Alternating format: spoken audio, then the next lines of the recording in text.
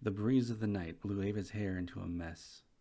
Sitting hundreds of feet above the city streets on the windowsill of her apartment where nobody could bother her, she waited for a text message, one she hoped wouldn't come. She looked down at the city street where vehicles were no longer allowed to go.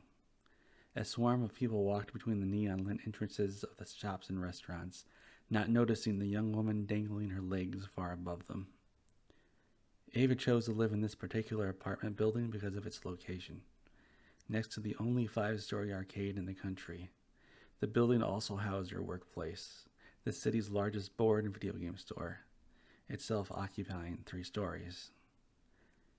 Ava remembered her first day there, excited not only because it was her first job, but also because she could run down to the arcade or play what other games they had out.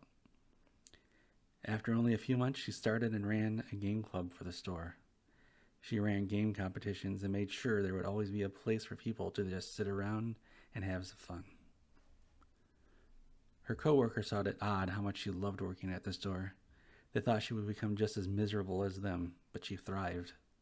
Her energy turned around everybody's spirits, and soon every employee became involved with the game club. Everybody had their voice heard. Ava made sure of it.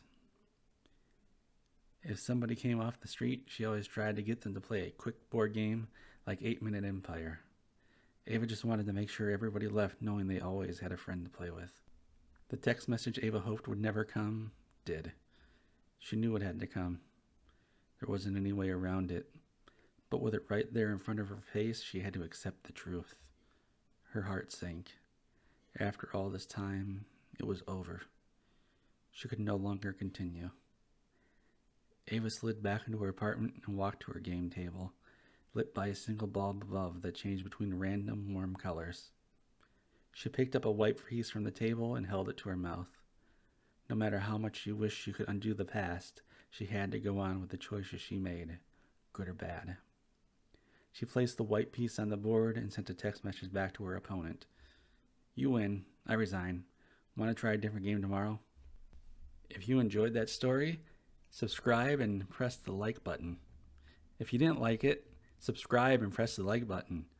If you have a story idea that you want me to steal, put it in the comments below and I'll take full credit for the idea, and maybe I'll even write a story about it. Thanks for listening.